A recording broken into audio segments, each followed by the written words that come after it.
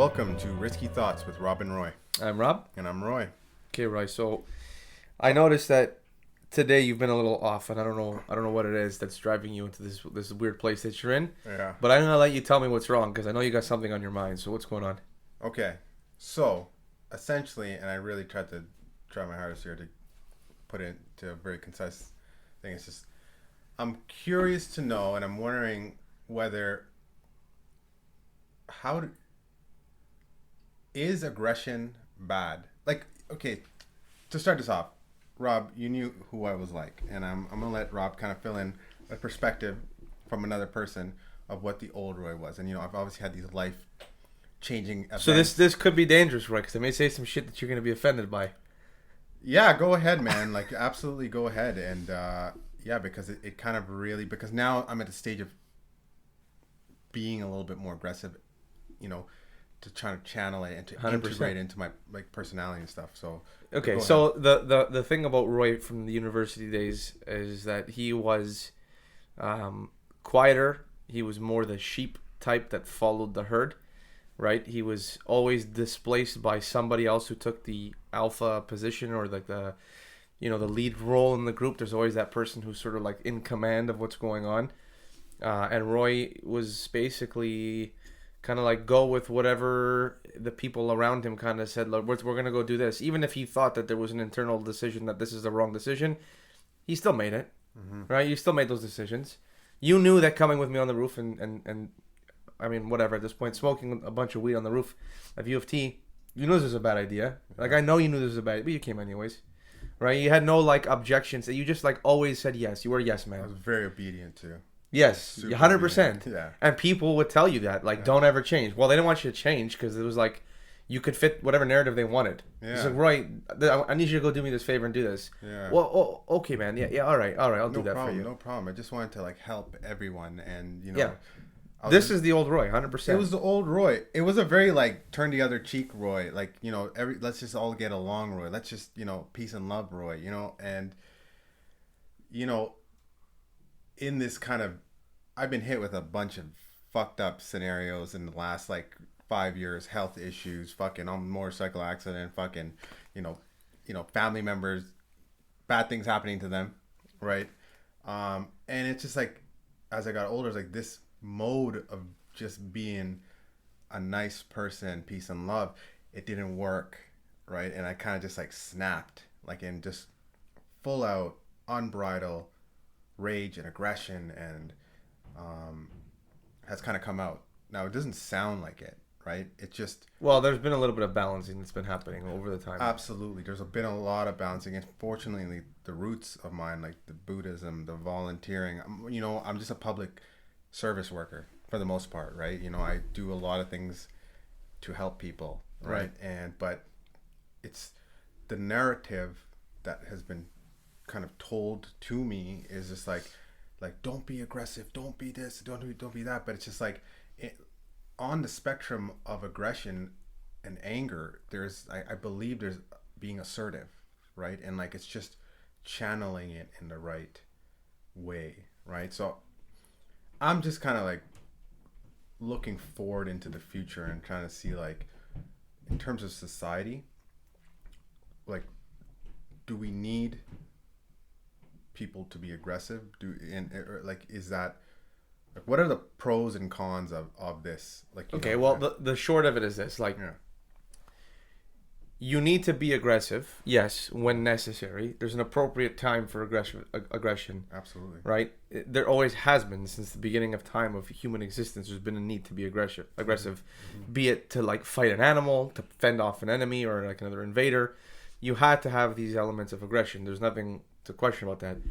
And I think that like nowadays, it's probably needed in a much different way. It's not probably, it's definitely needed in a much different way. Yeah. The forms of aggression have to be shown in different ways. I would say that people generally categorize someone who's being aggressive as like being some form of an animal, right? Like you think of them as being like, oh, what an animal this guy is. Yeah. But again, it all depends on like what level tier of aggression, and it also depends on like what subset of society that you're living in. If you're working in construction, you're on a construction site, Oh man. you need to be far more aggressive than Yeah. if you're not in that Yeah. scenario, right? If Yeah. you're working in an office space, my old boss was like super aggressive. He had tons of aggression. Yeah. From little things like breaking phones on the desk, whipping his cell phone across the room. These were all very like, aggressive behaviors that Yeah. really didn't fit within the, I guess the space that we were living in. Yeah. Yeah.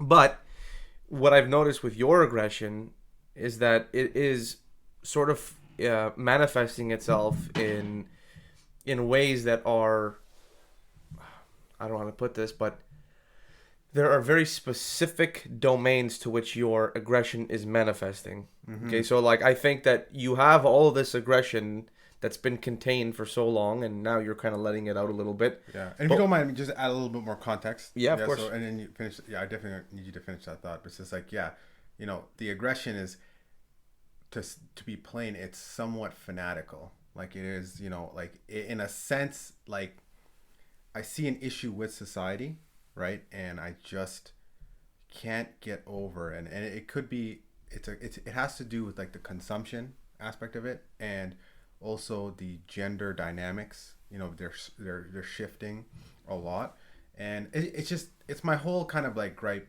because it's like I've been told just to be, I've gone so far without being aggressive, right, and now I'm realizing that yes, you need to have some level of aggression. You need to be able to integrate that, right, and it's just the opportunities to access that or to experience it just weren't there enough, or to channel it or to focus it. And it's just like, now it's just like, oh fuck, I gotta deal with all this shit now, right? Like, well, that's just it. So I think what I think really has happened is that you haven't had an opportunity to practice it, right? Like it's like anything else. Like there's certain behaviors that we learn, we get socialized as children growing up, right? And I don't know, I mean, I know you relatively well, but I don't know the very specifics of your childhood. I don't know if there was stuff that had happened where there was like, a consistent message being told to you to like contain that aggression, right? Don't fucking,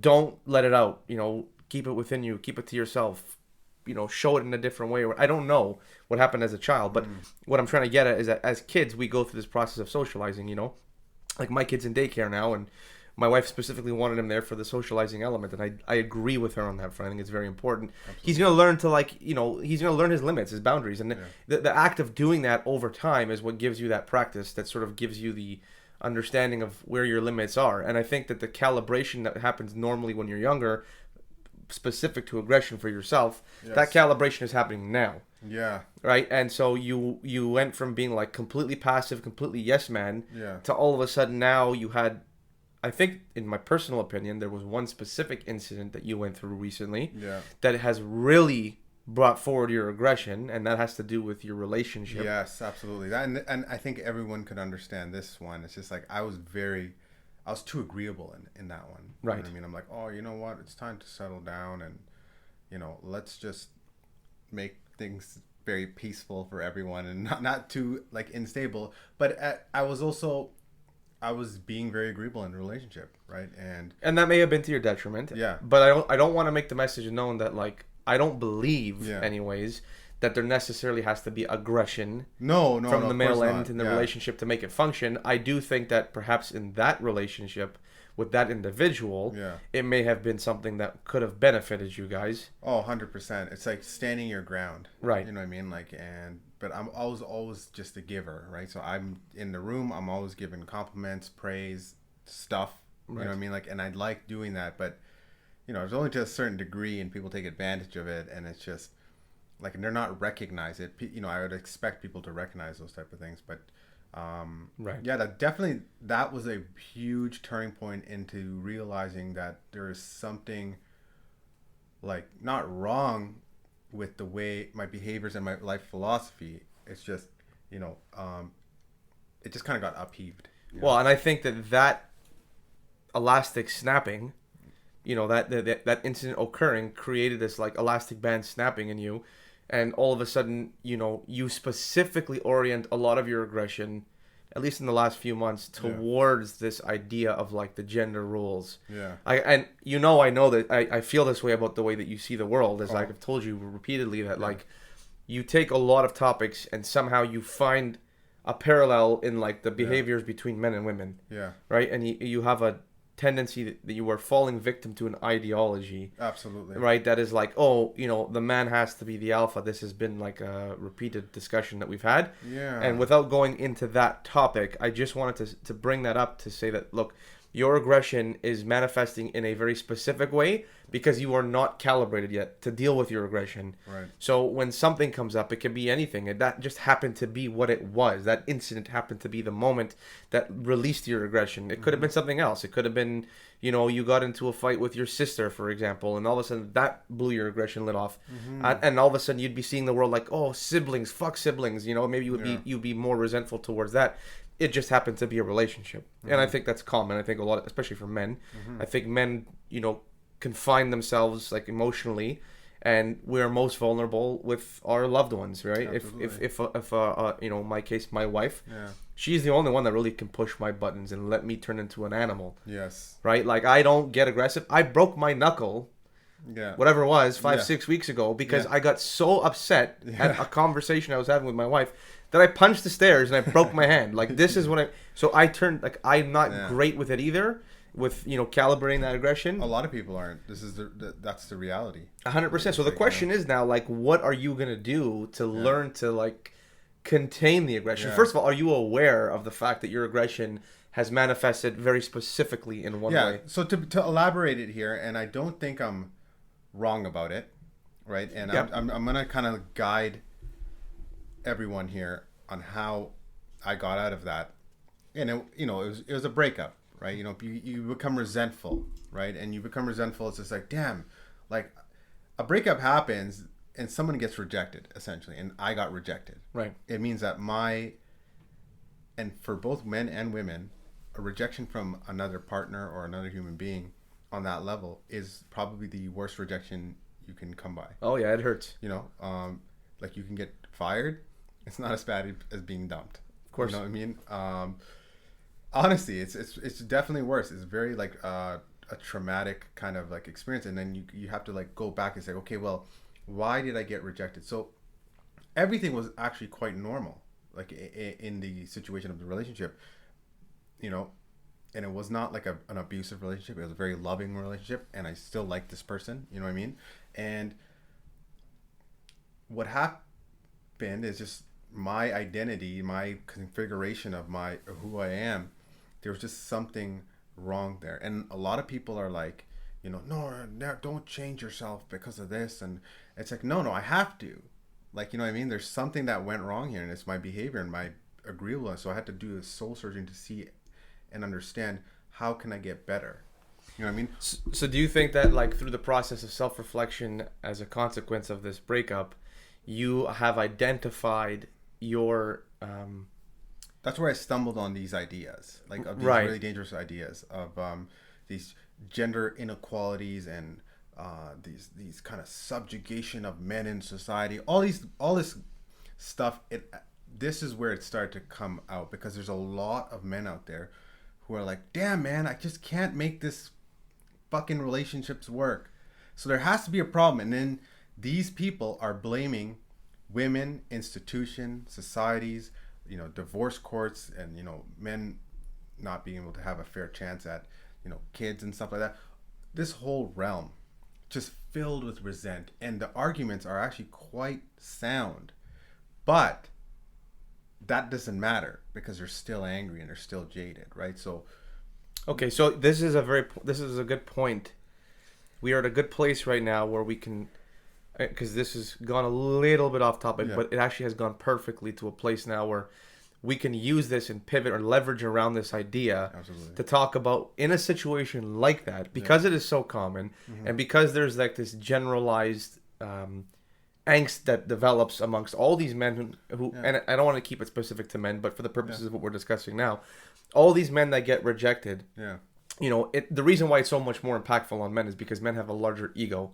Right? We have this tendency of like, we become, insecure with ourselves because we weren't good enough. It was because of an inadequacy of our own that this relationship has failed, and therefore we turn into like this very aggressive person as a consequence of it, because we start being angry with the world and we just take out our own. It's actually resentment towards ourselves. Absolutely. And it just gets sort of reflected back into the world, and that's sort of how it's a projection. Yeah. It's honestly a massive projection. And so the question is now, given that, and because it is such a common thing, I think the question I would want to ask you is, for any guy out there listening to this that is going through a breakup or potentially goes through a breakup or has gone through a breakup and is still feeling the effects of it, what is...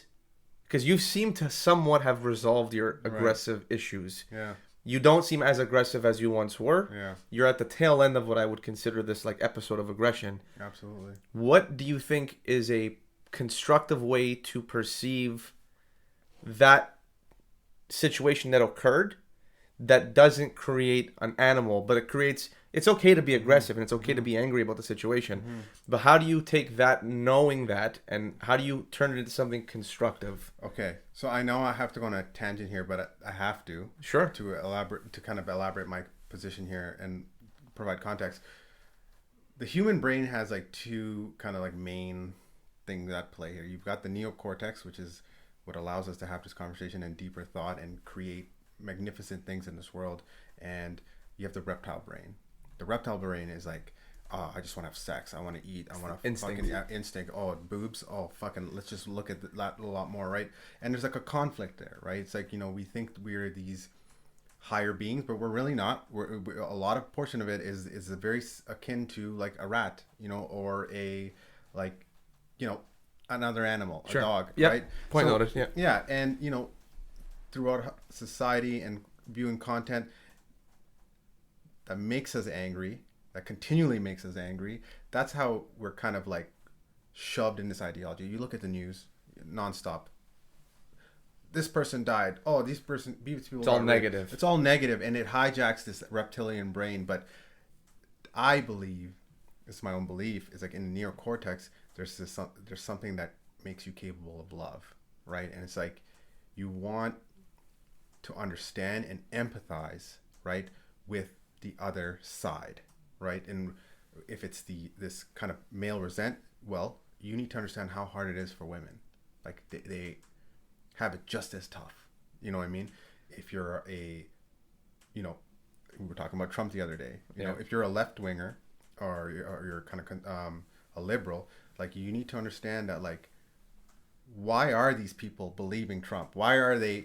There's something of pain going on, right? And that when you get to that point of compassion for the opposition, that's when you transcend the argument, right? Well, so this is a good place to go as well, because this is actually a very polarized moment in the I mean, it's pretty polarized globally, but particularly in the States politically here. Yeah. We have these people who are left wing, right wing, who actually are exaggerating the aggression towards each other. Yes. Like they're sorry, not exaggerating. What's the word I'm looking for here? They're displaying very aggressive behaviors towards each other. Absolutely.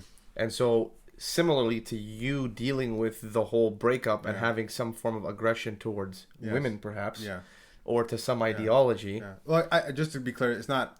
I know. It's women, the nature of relationships, the nature of men and women, and how they act, and we're not that free, and we are subject to these certain rules, but it's more of the acceptance and the embracement of these behaviors, right? And I didn't mean to put you in that box to say that you have an aggression towards women, but we understood each other before this, and perhaps it's not really clear to the listeners, so I'm glad that you clarified that. Right.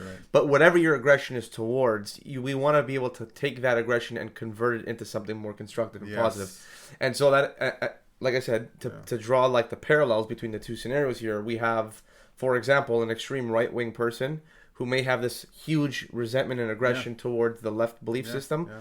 And rather than just leaving it at that state of aggression and resentment, they can do something to constructively convert that energy that's being spent on aggression into something that will allow them to actually perhaps see eye to eye on something. Right. And maybe they're never going to see eye to eye, but there's a way to accept that gracefully without being so aggressive, right? Absolutely. And of course, that aggression can also manifest in very ugly ways, Yeah. right? You have these protests, you have ways of showing it through violence. Yeah. You know, you have very right-wing extreme groups that existed, like the KKK, who took their aggression out in very like horrible ways.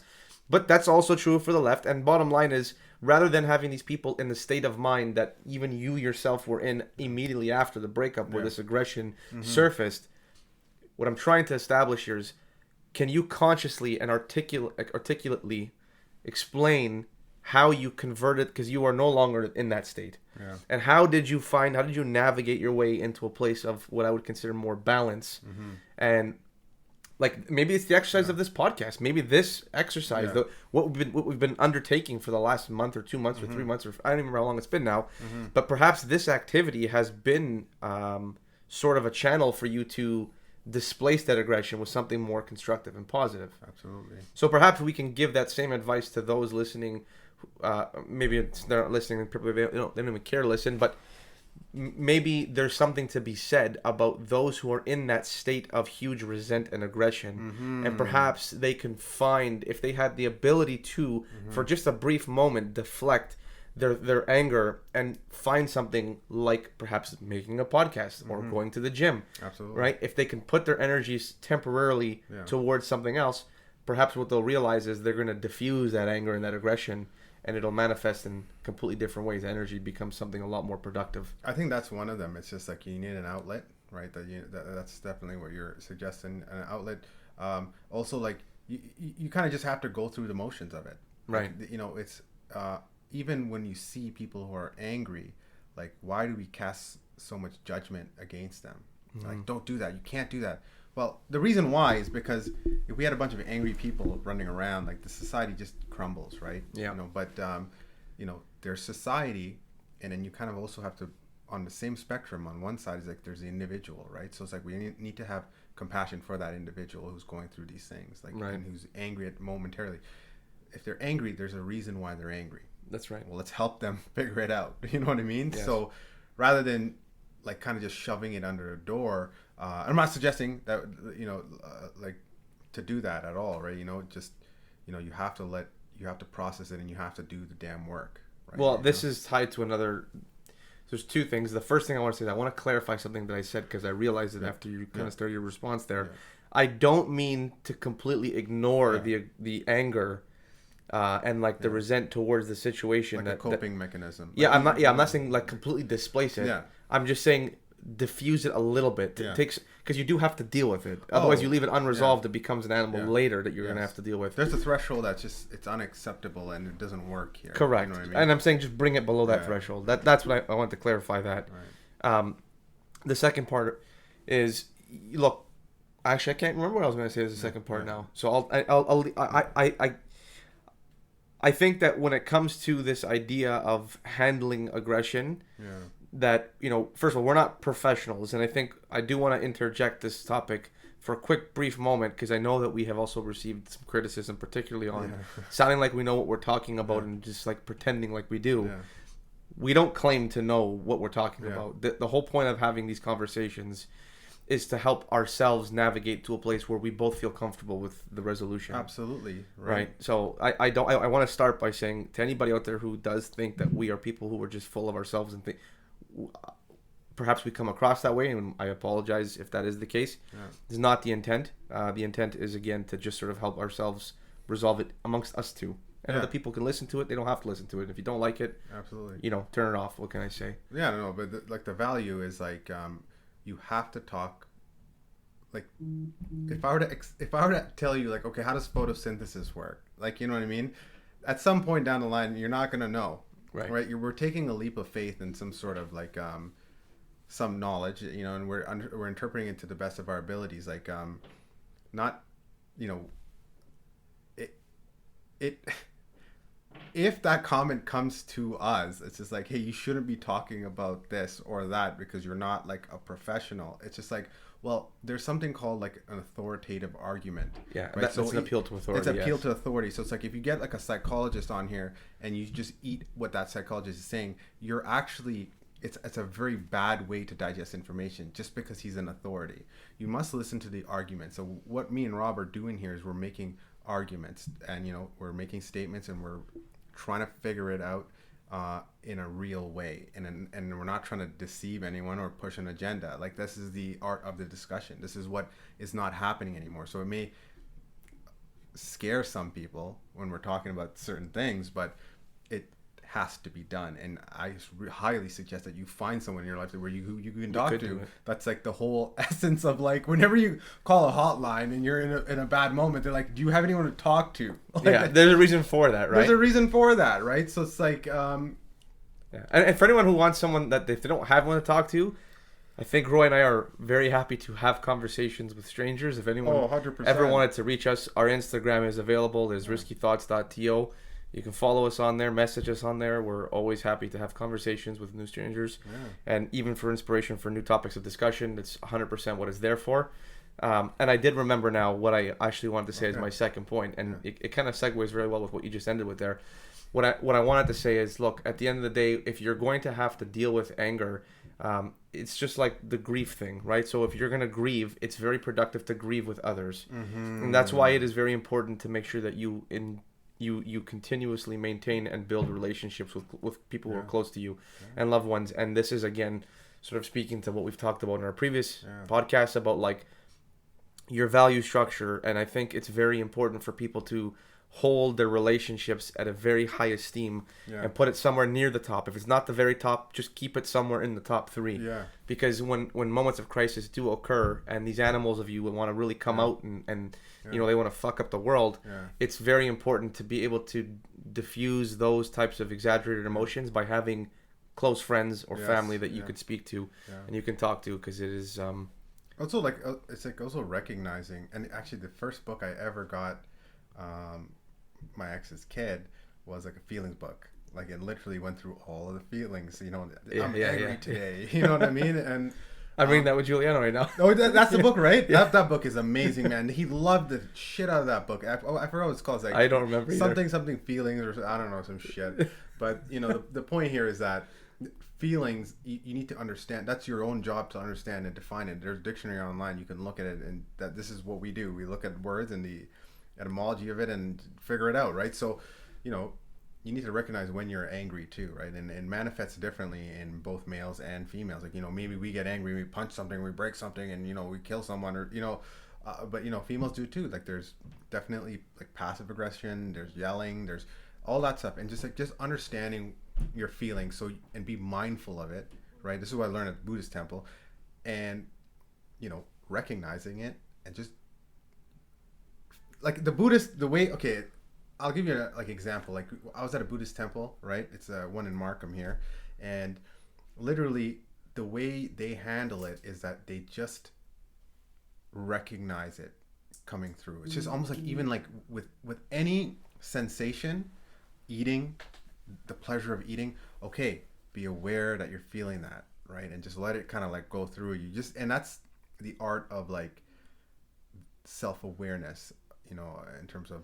And actually, 100%. So self-reflection is also one of the things that I'm glad you said that, because I didn't think of saying it when we were talking about ways to handle aggression. Yeah. Self-reflection is extremely powerful. It is extremely useful in terms of allowing you to experience those emotions that you're going through, but you internalize them. Yeah. We were talking before about how it all becomes a projection outward. Yes. Well, if you spend the time to actually self-reflect, and you're always sort of aware of the current state that you're in, you have a much better grasp on how you're going to project it back out. Oh, 100%. The last little kind of story too is like back in the day during university time, like I used to still go to these things. Like, you know, one of our close friends was like a Taoist, Buddhist, whatever. And I went to the temple, and this is a little bit of flattery of myself. It's just, I was being a simp. Okay, that whatever the word. That terminology is. Yeah, I was being a simp, and I was just like trying to get this one girl nonstop, doing everything. I'm like, I'm so philosophical and all this, and I didn't get her, right? You know what I mean? And like, you know, then the fantasy kind of runs wild. And this is actually what I find is very unattractive with these type of people, these simps or whatever you want to call them. I feel compassion for them, and this is where I'm saying, like, this is where you guys could be a little bit more like assertive and aggressive, and just, you know. But it's also the art of letting go, right? And one of the lines in the Buddhist kind of mantras is like, so if for those of you who don't understand meditation, it's like meditation, you're clearing your mind completely, right? Completely. So you're not thinking about anything. You're not thinking where you're going to eat. You're not worrying about the chores you have to do, like who's, you know, who you're dating. Nothing, right? That's the art of it. And you practice that. And then what they do is they read these kind of lines out, right? So one of these lines is like, he's like, I will not be delusional, right? And literally, like, it means that you can spend 100% brain power on that one thought. Right. That's the art of meditation. Right. Meditation is that you can spend 100% of your energy and thinking capacity on one thing. Because right now, it's split. You know what I mean? You're listening to something, you're probably cooking. I know one of our friends, she cooks while she listens to this, right? You know, and shout out to her. But when you meditate and you really see, it's like, I will not be delusional. And the next thought right after is like, where am I being delusional? And I'm like chasing someone who just doesn't like me. And like literally, you know, I'm not going to tell you what happened next, but the Buddhist monk came up to me. He's like, and like I was kind of tearing up just a little bit because I was okay. Listen, guys, I was like 20, bro. Like, you know what I mean? Like, if I cried a little bit, give me a break. There's you know nothing wrong with it now either. But you it's know okay. what I mean? So he pat me on the back and he's just like, he's literally like, he's like, good job. Like, you know what I mean? Like, this is what exactly you did it right. Yeah, that's what you came here for. And you let it go. Right. Right. So letting this go is like, you know, that's part of it. And it has to do with love. It has to do with leveraging that neocortex, that consciousness to overcome these things and get out of this resentful shit, because there's a lot more other things, and I think we're gonna get into it, aka like AI. You know what I mean? Yeah, At some point, it's coming, and like those are the real dangers that are coming. There's a lot more dangers, but with those two, we're gonna, if you guys want to continue journeying with us, and we're gonna probably get ideologically possessed, and we're gonna be all worried about AI, but then we're gonna let it go too. Yeah, and that's the art. Yeah. You just let everything go, and then you're dead. That's it. That's life. It's life. Right? Very existentialist of you, right? Man. So I'm gonna just conclude very quickly by saying that, like, as a friend of yours, I am proud to see you change into what you are today. It is what friends hopefully wish for of their friends, is to better themselves, and I've witnessed a dramatic change, even from when we first started speaking about a year ago. Yeah, we had a little break of like 10 years we didn't talk, or whatever, 5 years on and off. Yeah.